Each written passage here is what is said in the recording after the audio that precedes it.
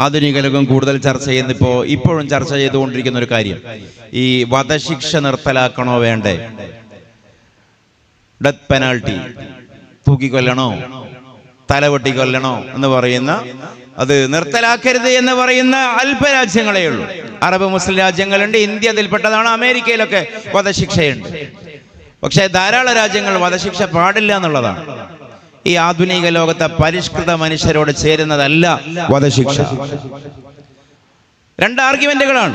മുസ്ലിം രാജ്യങ്ങളും അമുസ്ലിം രാജ്യങ്ങളും തമ്മിലുള്ള വാദപ്രതിവാദമല്ല, മതേതര രാജ്യങ്ങൾക്കിടയിലുള്ള വ്യത്യസ്ത അഭിപ്രായമാണ്. ആ വിഷയത്തിൽ എപ്പോഴാണ് ഒരു തീരുമാനത്തിലെത്തുക? ഏത് ന്യായമാണ് പരിഗണിക്കപ്പെടുക? വധശിക്ഷ പാടില്ല എന്നൊക്കെ വലിയ വായിൽ സംസാരിക്കുന്ന ആധുനിക മനുഷ്യനൊക്കെ എന്താണത് എന്ന് പോലും അറിയാതെ ഉച്ചരിക്കുന്ന ആളുകളൊക്കെ സാമൂഹികമായൊരു വിഷയം വരുമ്പോൾ വധശിക്ഷയൊക്കെ വേണമെന്ന് പറയുന്നവരാണ്. ഇവിടെ ഗോവിന്ദച്ചാമിയുടെ വിഷയം ഉണ്ടായപ്പോൾ സമാനമായി പല ബലാത്സംഗങ്ങളും നിർഭയ സംഭവമൊക്കെ ഡൽഹിയിലൊക്കെ ഉണ്ടായ സമയത്ത് ഈ പ്രതികളെയൊക്കെ വിചാരണ കൂടാതെ വെടിവെക്കണം എന്നുള്ള കമന്റുകളാണ് പല അൾട്രാ സെക്യുലർ ലിബറലിസ്റ്റുകളും ഒക്കെ സോഷ്യൽ മീഡിയയിൽ പറയുക. അവനവന്റെ വിഷയത്തിലേക്ക് വരുമ്പോൾ അതൊക്കെ അംഗീകരിക്കുന്ന ആളുകൾ തന്നെയാണ്. പക്ഷെ അത് വേണോ വേണ്ടെന്നുള്ള ചർച്ചയല്ല ഇവിടെ. നിരീശ്വരവാദത്തിലും സ്വതന്ത്ര ഇന്ത്യയിലും അതിന് ഉത്തരമില്ല എന്നുള്ളതാണ്. യൂത്തനേഷ്യ, ദയാവധം ക്ലിനിക്കലി ഡെഡ് അല്ലെങ്കിൽ ബ്രെയിൻ ഡെഡായ, മെഡിക്കൽ സയൻസ് മരിച്ചു എന്ന് വിധി എഴുതിയ ആളുകൾ ഇനി അവർക്ക് കൃത്രിമമായി ഓക്സിജൻ നൽകിയിട്ട് വെന്റിലേഷൻ സഹായത്തോടെ സപ്പോർട്ടീവായി ശ്വാസം ചെയ്യുന്നുണ്ട്. അവരുടെ ആ വെന്റിലേഷൻ അൺപ്ലഗ് ചെയ്താൽ ഇവര് മരിച്ചു പോകും. അങ്ങനെയുള്ള ആളുകളെ ഇങ്ങനെ മാസങ്ങളോളം കൊല്ലങ്ങളോളം ഗവൺമെന്റ് തീറ്റിപ്പോറ്റി അല്ലെങ്കിൽ ഫാമിലി തീറ്റിപ്പോറ്റി അവരെ ഇങ്ങനെ തീറ്റിപ്പോറ്റുക എന്ന് പറഞ്ഞാൽ അവരെ പരിപാലിച്ച് മുന്നോട്ട് കൊണ്ടുപോകണോ? സമയം മെനക്കടല്ലേ, സാമ്പത്തികമായി ബാധ്യതയല്ലേ, അതുകൊണ്ട് അവർക്ക് മേഴ്സി കില്ലിങ്, അവരെ മരിക്കാൻ വിട്ടുകൊടുക്കുക. അതിനാണ് യൂത്തനേഷ്യ എന്ന് പറയുന്നത്.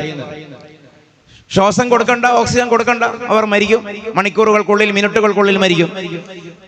ഇത് നിയമപരമായി ഇങ്ങനെ വേണമെന്ന് പറയുന്ന രാജ്യങ്ങൾ ലോകത്ത് ഒരുപാടുണ്ട്.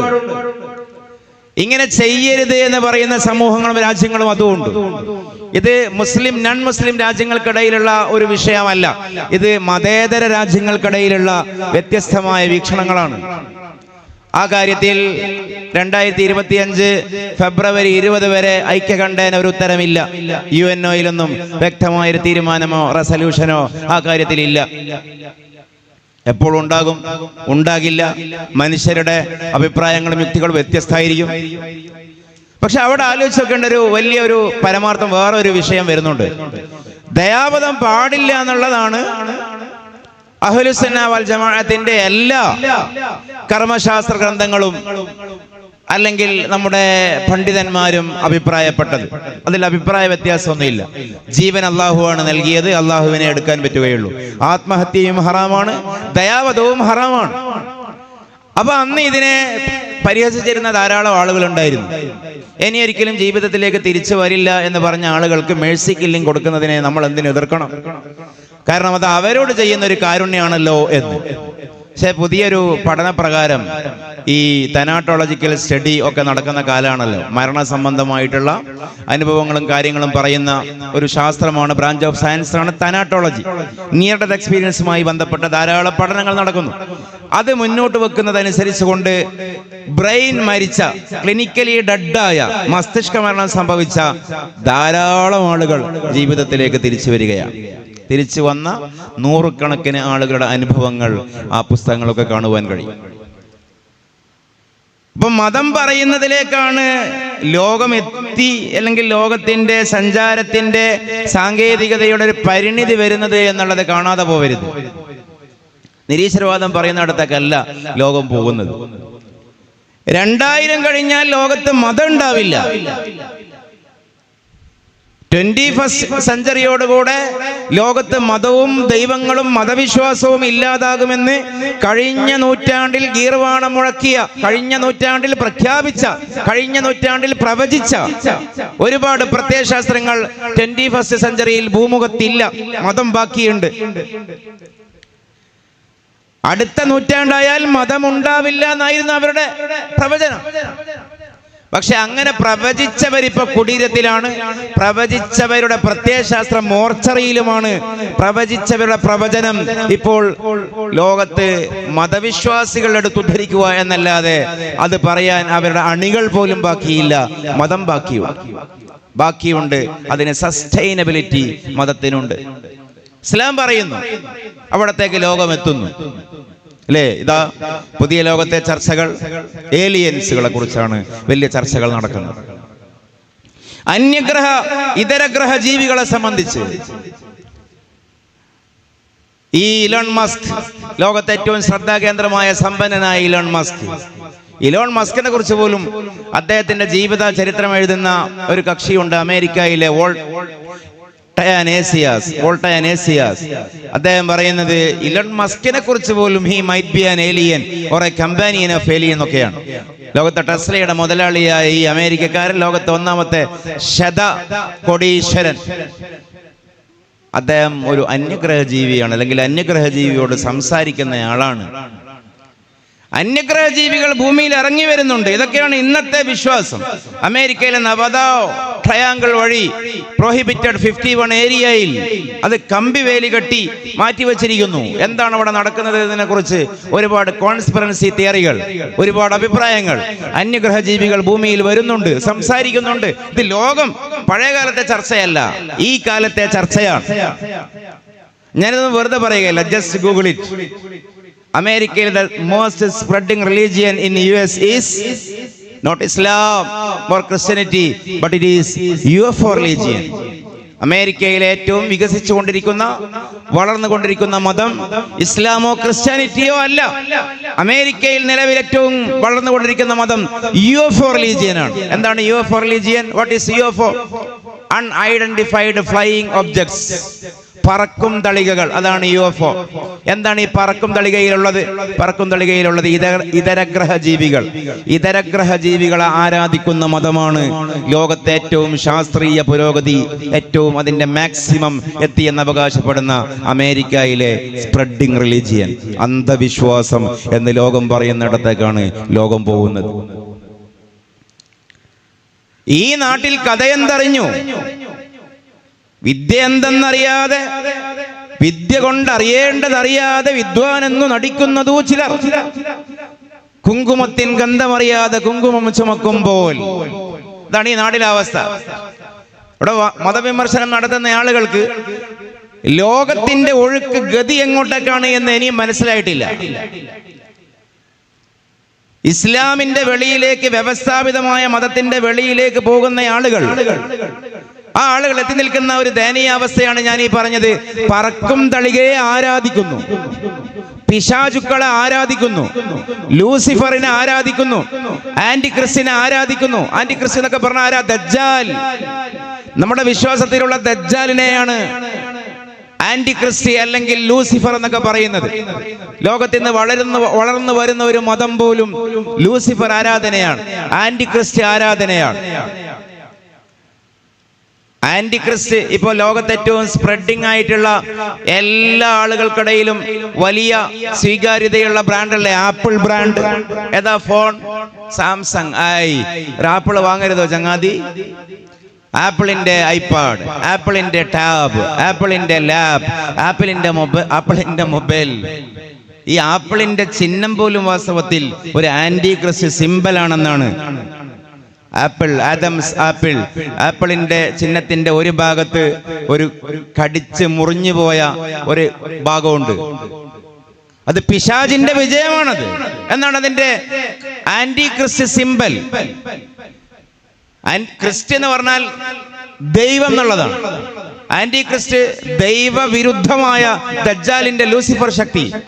അപ്പൊ ഒന്നാമത്തെ മനുഷ്യനായ ആദം അലൈഹിസ്സലാമിനെയും പത്നിയായ ഹവ്വ ബീവിയെയും ദുസ്വാധീനിച്ചുകൊണ്ട് പിശാച് വിലക്കപ്പെട്ട ആപ്പിൾ ഭക്ഷിപ്പിച്ചു. അപ്പൊ ആപ്പിളിന്റെ ഒരു കഷ്ണം ഇവരുടെ വായയിൽ, തൊള്ളയിലായി. അപ്പൊ പിടിച്ചിട്ട് ജിബ്രീൽ അലൈഹിസ്സലാം അവരെ കൊണ്ടത് പുറത്തേക്ക് തുപ്പിപ്പിച്ചു. അപ്പൊ പിടിച്ചത് കൊണ്ടാണ് ഇവിടെ ഈ എല്ലിലൊരു ഒരു തടിപ്പുള്ളത്. അതിനാണ് ഇംഗ്ലീഷിൽ ആദംസ് ആപ്പിൾ എന്നാണ് പറയാ, ഈ ഹമ്പിന്. അപ്പോ ആ ആപ്പിളിൽ ഒരു കഷ്ണം കടിച്ചു പോയിട്ടുണ്ട്. ആ കഷ്ണമാണ് ഈ ആപ്പിൾ ഫോണിലും ആപ്പിൾ ടാബിലും ഒക്കെ ആപ്പിളിന്റെ സിമ്പിളായി വരുന്ന ആപ്പിളിൽ ഒരു കഷ്ണം കാണാനില്ല. അപ്പൊ ഈ ആപ്പിളിന്റെ ചിഹ്നം പോലും വാസ്തവത്തിൽ ദജ്ജാലിന്റെ വിജയമാണെന്നാണ് അതേക്കുറിച്ചുള്ള വിശദീകരണങ്ങളും പഠനങ്ങളും പറയുന്നത്. ആന്റി ക്രിസ്ത്യന്റെ വിജയം. അപ്പൊ ഇങ്ങനെ ദജ്ജാൽ ആരാധനയാണ് ലോകത്തെ വൻ ബ്രാൻഡഡ് കമ്പനികൾ പോലും, മെസോണിസം എന്നും ഫ്രീ മെസോണിസം ഒക്കെ പറയുന്ന അത്തരം ഇലുമിനേറ്റി തത്വങ്ങൾ, അതിനെയൊന്നും കണ്ണടച്ചുകൊണ്ട് ഇതൊക്കെ നിഗൂഢ സിദ്ധാന്തമാണ് എന്ന് പറഞ്ഞ് ഒറ്റയടിക്ക് തള്ളുന്ന ആളുകളുണ്ട്. തള്ളാനൊക്കെ ആർക്കും സാധിക്കും, പഠിക്കാനാണ് പണി, അല്ലേ? തള്ളാൻ ഒരു പണിയുമില്ല. Just a click, that is fake. പണി കഴിഞ്ഞു. പക്ഷെ എന്തുകൊണ്ടങ്ങനെ ആയിക്കൂടെന്നില്ല. എന്തുകൊണ്ടങ്ങനെ ആയിക്കൂടാ? രണ്ട് സാധ്യതയുണ്ടല്ലോ. അപ്പൊ ഞാൻ എന്റെ വിഷയം അങ്ങോട്ടേക്ക് കൊണ്ടുപോയതല്ല വാസ്തവത്തിൽ. ഇനി മറ്റൊരു വിഷയം പോയത് ഭരണഘടന അനുസരിച്ച് കൊണ്ട് ജീവിക്കാം എന്ന് പറയുന്ന ഒരു ആർഗ്യുമെന്റ് ചർച്ച ചെയ്തപ്പോഴാണ്. ഒരു ഭാഗം കൂടി പറഞ്ഞുകൊണ്ട് ഞാൻ അവസാനിപ്പിക്കുന്നു. നിങ്ങൾക്ക് വേണമെങ്കിൽ ഇടപെടാം. ഇതിന്റെ ഉസ്താദുമാരെന്താണ് സമയം അനുസരിച്ച് കൊണ്ട് തീരുമാനമെടുക്കും. മൂന്നാമത്തെ അവരെ ന്യായം എന്താണ്? മൂന്നാമത്തെ അവരെ ന്യായം സമ്മതം ഉള്ളതൊക്കെ ശരിയാണ്, സമ്മതം ഇല്ലെങ്കിലാണ് തെറ്റ്. കൺസെന്റ് തിയറി എന്ന് പറയും. ഇപ്പൊ രണ്ടുപേര് ഒരു ഏതെങ്കിലും ഒരു കാമകേളി അവര് ലൈംഗികമായി ഏർപ്പെടുന്നു. ശരിയോ തെറ്റോ? ഇത്ര പരിഗണനയുള്ളൂ. മ്യൂച്വൽ കൺസെന്റ് ഉണ്ടോ, ഉഭയകക്ഷി സമ്മതം ഉണ്ടോ? ശരി. സമ്മതമില്ല, തെറ്റ്. രക്ഷിതാവ് വിവാഹം ചെയ്യിപ്പിച്ചു. ശരിയോ തെറ്റോ? സമ്മതം ഉണ്ടെങ്കിൽ ശരി, സമ്മതം ഇല്ലെങ്കിൽ തെറ്റ്. അതിമനോഹരമായ ഒരു ആർഗ്യുമെന്റ് ആണ്. പക്ഷെ അവിടെയും പ്രശ്നമുണ്ട്. സമ്മതം എന്ന് പറയുന്നതിന് കൺസെന്റ് ഏത് കാലത്തും ഏത് പ്രായത്തിലുമുള്ള കൺസെന്റിനാണ് പരിഗണന കൊടുക്കുക. ഇപ്പോ ഏജ് ഓഫ് കൺസെന്റ് എന്ന് പറയുന്നൊരു പ്രായപരിധി നിയമപരമായി എല്ലാ രാജ്യത്തും ഉണ്ട്. ഇപ്പൊ ഇന്ത്യയിലൊക്കെ ഏജ് ഓഫ് കൺസെന്റ് 18 18 വയസ്സിന് മുകളിലുള്ളവർ ഉഭയകക്ഷി സമ്മതത്തോടെ ചെയ്യുകയാണെങ്കിൽ തെറ്റല്ല. അതല്ല ഇന്ത്യയുടെ നിയമം. അപ്പൊ ഇന്ത്യയിൽ ഏജ് ഓഫ് കൺസെന്റ് 18. ഇന്ത്യയിൽ മാത്രമല്ല, കോമൺവെൽത്ത് രാജ്യങ്ങളിലൊക്കെ ഏകദേശം 18. ബ്രിട്ടീഷുകാർ ഭരിച്ചൊഴിവാക്കി പോയ രാജ്യങ്ങൾ അവിടെയൊക്കെ 18. പക്ഷേ 18 തന്നെയല്ലല്ലോ എല്ലാ രാജ്യത്തും. ഇപ്പൊ ചൈനയിലൊക്കെ 12. ഫിലിപ്പൈൻസിൽ 13. ആ ഏരിയ ഫിലിപ്പൈൻസ്, തായ്വാൻ, തായ്ലാന്റ്, ദക്ഷിണ കൊറിയ, ഉത്തര കൊറിയ, ദക്ഷിണേഷ്യ രാജ്യങ്ങളിലൊക്കെ 12, 13 age of consent. GCC Arab രാജ്യങ്ങളിലേക്ക് പോയാൽ 20 ഏജ് ഓഫ് കൺസെന്റ്. അതിൽ തന്നെ ബഹ്റൈനിൽ ലാസ്റ്റ് നോക്കിയപ്പോൾ 21. യൂറോപ്പിൽ 16. അമേരിക്കയിൽ 17. അപ്പൊ ഇപ്പോ ഒരു ആഗോളാടിസ്ഥാനത്തിലൊരു ഇസ്ലാം ആഗോള മതമാണ്. ആഗോളാടിസ്ഥാനത്തിലൊരു നിയമമായിരിക്കും. അതേസമയം നോക്കൂ, ഈ പറയുന്ന സ്വതന്ത്ര നാസ്തിക ചിന്തയനുസരിച്ചുകൊണ്ട് ഏത് പ്രായത്തിലുള്ള സമ്മതമാണ് പരിഗണിക്കുക, മാനദണ്ഡമാക്കുക എന്ന് ചോദിച്ചാൽ ഏത് പ്രായമാണ് പരിഗണിക്കുക? ഇപ്പൊ ലോകത്തെ നിയന്ത്രിക്കുന്നത് അമേരിക്കയാണെന്ന് മനസ്സിലാക്കിയാൽ 16. ഇനി അമേരിക്കയേക്കാൾ വലിയ ശക്തിയായ ചൈന വരുന്നു എന്ന് പറഞ്ഞാൽ 13ലേക്ക് താഴേണ്ടി വരും. ഇനി അതല്ല, ഇവരെക്കാളൊക്കെ നല്ലത് യൂറോപ്പാണെന്ന് വിചാരിച്ചാൽ അത് വേറൊരു പ്രായം എടുക്കേണ്ടി വരും. ഇനി അറബ് നാടുകളാണെന്ന് പറഞ്ഞാൽ 20ലേക്ക് പോകേണ്ടി വരും. കോമൺവെൽത്തിലേക്ക് 18ലേക്ക് വരേണ്ടി വരും. ഇനി അവിടെയും വേറെ വിഷയം, 18 വയസ്സ് വരെ സ്വതന്ത്ര ചിന്തകർക്കപ്പോ ഇന്ത്യയിൽ ഫ്രീഡം ഇല്ലേ? അതും ചോദ്യമാണല്ലോ. ഉഭയകക്ഷി സമ്മതപ്രകാരം എന്തും ചെയ്യാൻ പറ്റുന്ന പ്രായം ഇന്ത്യയിൽ തന്നെ 18 വന്നാൽ ഈ 18 വയസ്സ് വരെയുള്ള വ്യക്തികൾക്ക് സ്വാതന്ത്ര്യമില്ലേ? എന്തുകൊണ്ട്? ഏത് പരിഗണന അനുസരിച്ചുകൊണ്ടാണ് ഈ നിരീശ്വരവാദികളും എന്ന് പറയുന്ന സ്വതന്ത്ര ചിന്തകരും മറ്റും 18 എന്ന് പറയുന്ന ഏജ് ഓഫ് കൺസെന്റിനെ ആത്യന്തികമായി ഒരു മാനകപ്രായമായി സ്വീകരിക്കുന്നത്? മനസ്സിലായില്ല. ഒരു വ്യക്തിക്ക് ചെറുപ്പം മുതലേ ഇച്ഛകളുണ്ട്, അവരുടേതായ താല്പര്യങ്ങളുണ്ട്. അവരുടെ താല്പര്യങ്ങൾ ഏത് മാനദണ്ഡ പ്രകാരം സ്വീകരിക്കുന്നില്ല. ഇപ്പോ കോവിഡ് കൊണ്ടുപോകുവാൻ കുട്ടികളെ നമ്മൾ നിർബന്ധിപ്പിക്കുമ്പോൾ കുട്ടികൾ കരയും, അവർക്ക് വേണ്ട. പക്ഷെ നമ്മൾ പിന്നെ അതിനെ അവർക്ക് തന്നെ കൊടുക്കുന്നതിന്റെ ന്യായം പാരന്റിങ് എന്ന് പറയുന്ന ഒരു ന്യായമാണ്. കാരണം കുട്ടികൾക്കറിയാത്തത് രക്ഷിതാക്കൾക്കറിയാം.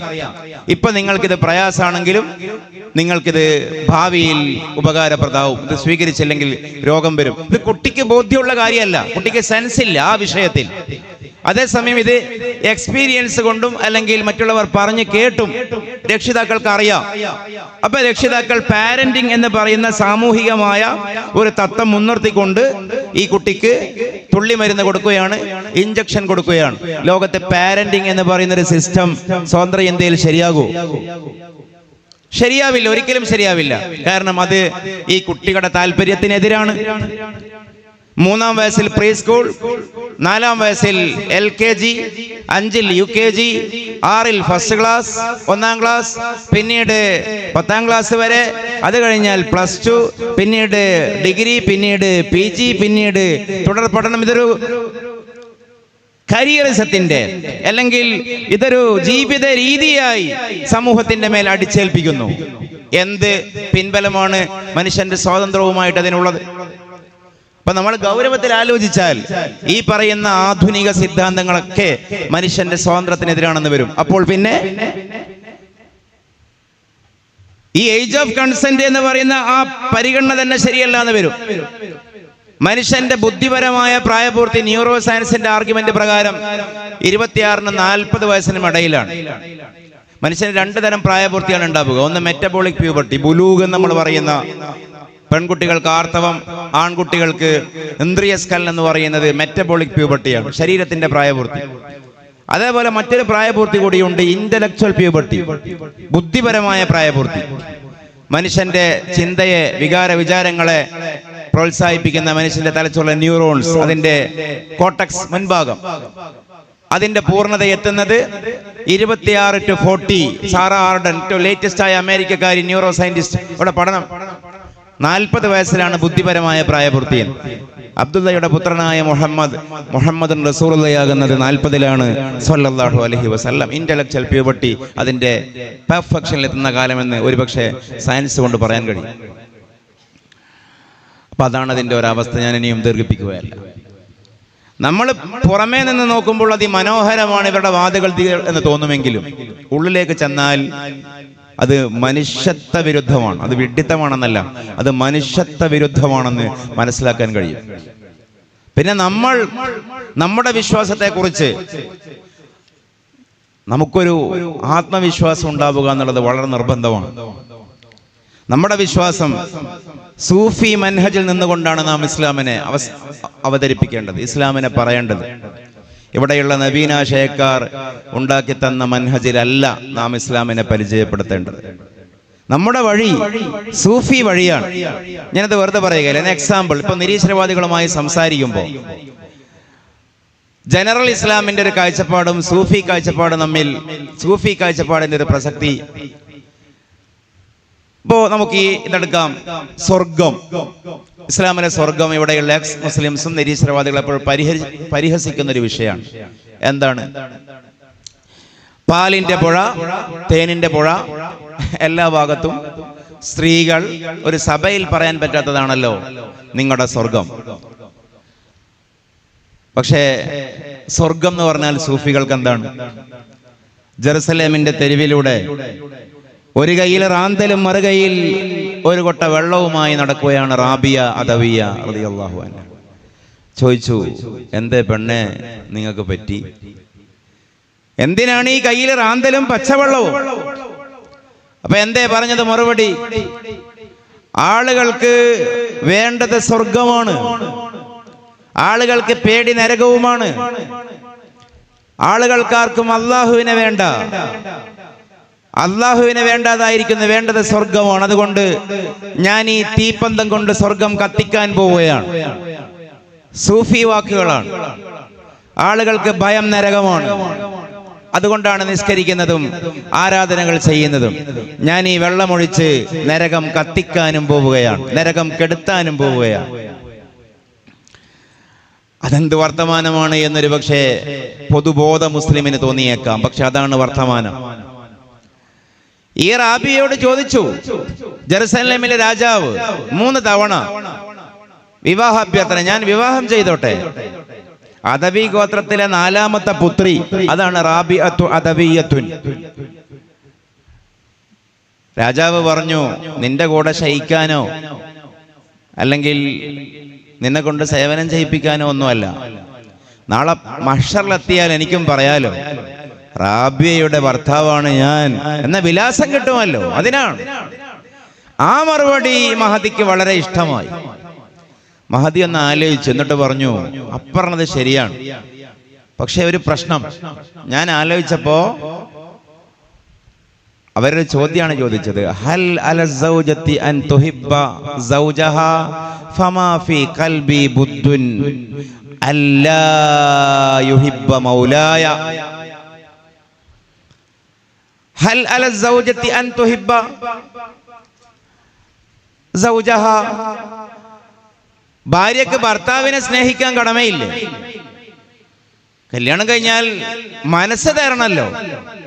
ശരീരം നിങ്ങൾക്ക് വേണ്ട, ഓക്കെ, എന്റെ സേവനം വേണ്ട, ഓക്കെ, പക്ഷെ മനസ്സ് തരണല്ലോ. ഫമാ ഫീ ഖൽബി ബുദ്ദുൻ അല്ലാ യുഹിബ്ബ മൗലാ. അല്ലാ യുഹിബ്ബ മൗലായ ഔ മൗലാഹു. ഓർമ്മയില്ല, രണ്ടും ഫിറ്റാണ്. ഏതായാലും അറബിയിൽ എന്റെ കൽബിൽ ഒരു ഒഴിവുമില്ല അതിന്റെ നാഥനെ സ്നേഹിക്കാതെ. നിങ്ങൾക്ക് അവിടെ ഒരു സ്പേസ് ഉണ്ടെങ്കിലല്ലേ, ഗ്യാപ്പ് ഉണ്ടെങ്കിലല്ലേ നിങ്ങൾ അവിടേക്ക് കൊണ്ടുപോയി വെക്കാൻ പറ്റൂ. സോറി.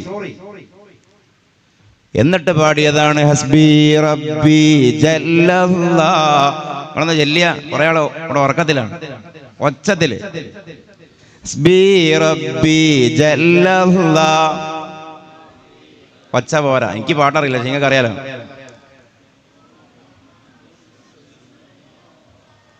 ഏതോ ഒരു കുട്ടി നല്ലോണം പാടുന്നു. ഇല്ലല്ലാ, എനിക്ക് അല്ലാഹു മതി. അല്ലാഹു ആണ് വാസ്തവത്തിൽ സ്വർഗം എന്ന് നമ്മൾ പറയേണ്ടതല്ലേ? അതല്ലേ ശരിക്കും സ്വർഗം?